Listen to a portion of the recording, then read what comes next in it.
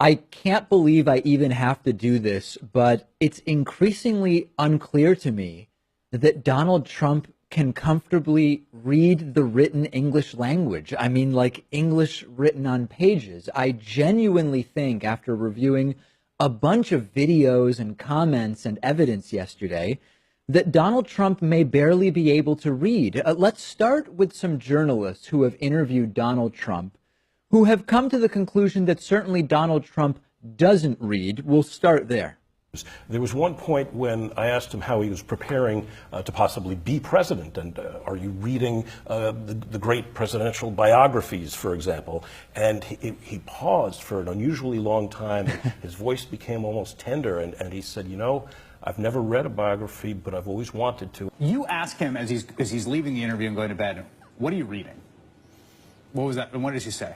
He kind of had that look. Oh, yeah, you got me. And then he tried to answer, and he said he's reading this book that Ed Klein wrote, A Hatchet Job on Hillary Clinton, which I'm sure he's not reading. Then there was a book about Nixon, which he couldn't remember exactly. Right. So Trump has said many times on the campaign trail that one of the main reasons he'd be a good president was because of the stuff that he wrote about his life in Art of the Deal, but of course we know he didn't actually write it. And one of the most notable things to come from an interview with the guy who actually wrote Art of the Deal, Tony Schwartz, is that he realized that not only did Trump have essentially no attention span whatsoever, which connects to his concerning level of TV watching that we've heard about over the last week or so, but also that he would be shocked to learn that Trump had read a single book cover to cover in his entire adult life. Again, this is a quote from an interview with Tony Schwartz, where he said, that's why he so prefers TV as his first news source. Information comes in easily digestible sound bites.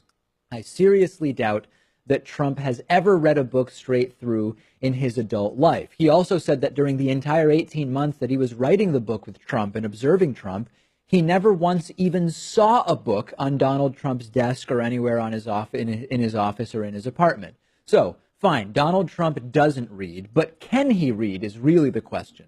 Let's now put this together with that report from last week from Axios.com about the total disarray that the Trump administration is in. And one of the main disturbing aspects of the early days of the Trump administration, according to insiders at the Trump White House, is that Donald Trump seems fixated on watching TV and cannot focus on nor read any of the reports or briefings or white papers or anything.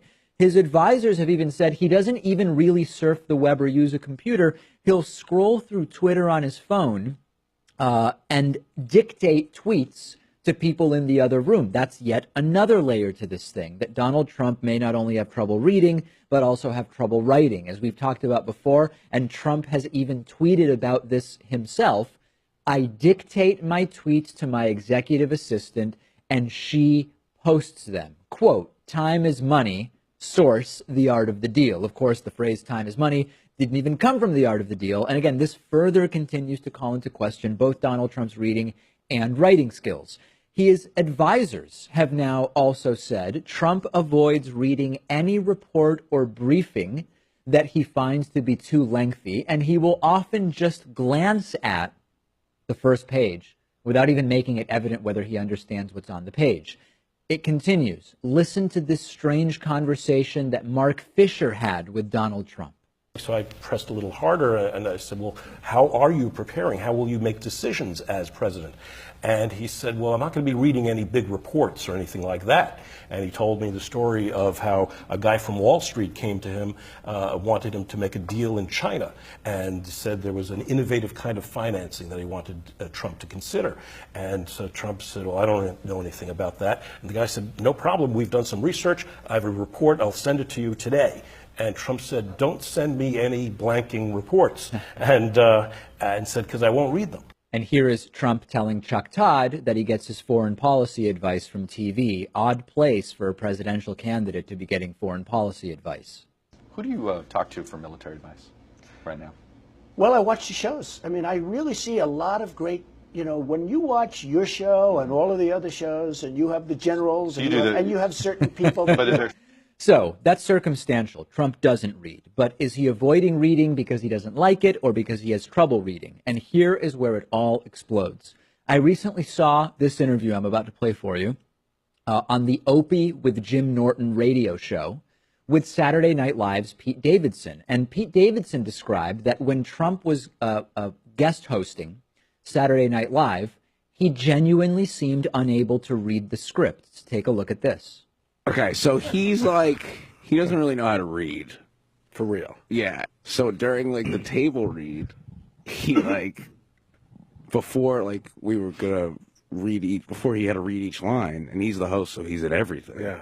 He would go, I'm not gonna say this. I think I'm gonna say it the way I want to say it. Is that okay? Is that okay, Lauren? Is that everything? Is that all right? And everybody's like, what? And then this is my favorite part is there was a sketch that we wrote where he's at Disneyland with his daughter, and the line is, all right, let's get out of here. Turkey legs? Like, let's like go get turkey legs? And he doesn't know how to read. So he went, all right, let's get out of here, turkey legs. He called his daughter turkey legs. And then he looked up, like, he doesn't get it. Like, he thinks if everybody's laughing with him, but we're all laughing at him. So this would explain why it's such a disaster every time Trump tries to use a teleprompter. Not because he's unfamiliar with prompters, but because he's not a very good reader. Let's take a look at just one of these awkward teleprompter debacles. Everything that is broken today can be fixed, and every failure can be turned into a truly great success. Just look at the way I just melded into the teleprompter. Yeah. So now here's where it gets completely nuts. I took a look at some specific portions of a deposition that Trump gave in June of last year. And there are some really, really clear attempts here to avoid having to read out loud. His lawyer clearly doesn't want Trump to do any reading out loud. And here is the first clip where Trump says, I don't read leases. Let's start with that. Did you review the lease at all before you signed it? No.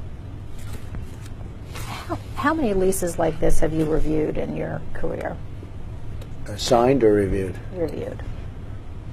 Not too many. I signed 100. Right. So he's never really reviewed a lease, and then he's asked to read a portion, and his lawyer really doesn't like it. Yeah. You did not review this section What of the does that lease, say? monetary damages. This is in the remedies I section. did not, no. Okay. Would you be able to read this section and tell us what your understanding of it is? Objection. Mr. Trump isn't a lawyer. I mean, do you want me to read it? It's long. It is long. It's very long. It is long. So then it looks like maybe Trump is actually going to read, his lawyer seeming increasingly nervous, and it gets really weird. I would like you to read just the monetary damages section, starting at the number 1 in the middle of the page. Just there. The rest of that, and to the end of that, it continues on the next page. And tell me what you think, reading that, you as the landlord are entitled to get from the tenant in the event of a tenant breach in the way of damages. I don't have my glasses. I mean, I Glasses? am at a disadvantage because I didn't bring my glasses. This is such small writing. All right, well, well, if the witness can't actually physically read the language, I that's a mean, problem. it's very But small writing. I also, I can make it out. Do you want me to try? Well, we can have, Let's you know just what we can do? We can have a bigger copy made of these pages. Let and me we'll try. come Let me back to just do it. all right, I have to place on the record a hearty objection.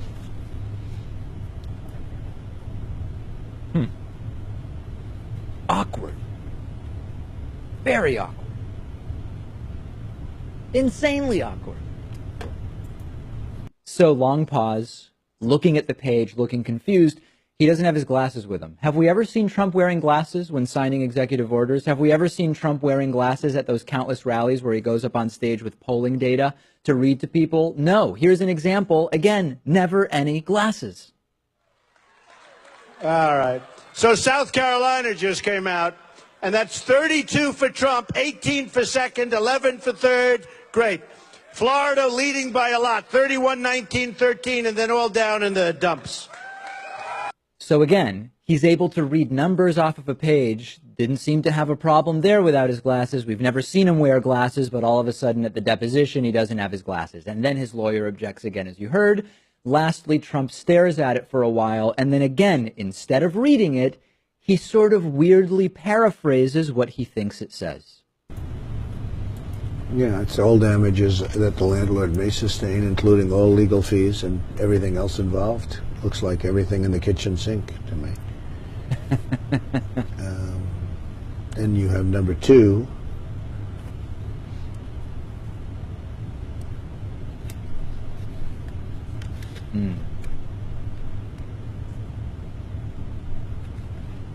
Yeah. Go on. It's the value of the positive difference with the aggregate amount of the base rent and the additional rent. The guy can barely read, Pat. I am convinced he can barely read. And even on Inauguration Day, I didn't think much of this. Trump seemed confused about which orders he was signing and where to sign. But it's all part of this. He kept having to be told what he was signing, and now it all comes together. The guy barely can comprehend what's on pieces of paper. We have to sign that. I know that. Before, and then they'll. I thought it was healthcare. We're going to get Chuck to sign that. Where would you like me to sign this? You just sign it underneath. Just underneath. Any place you want. As long as it's signed. So we may have a Trump president. We may have a president in Trump here who isn't speaking at a 4th grade level because it's some genius way to appeal to people.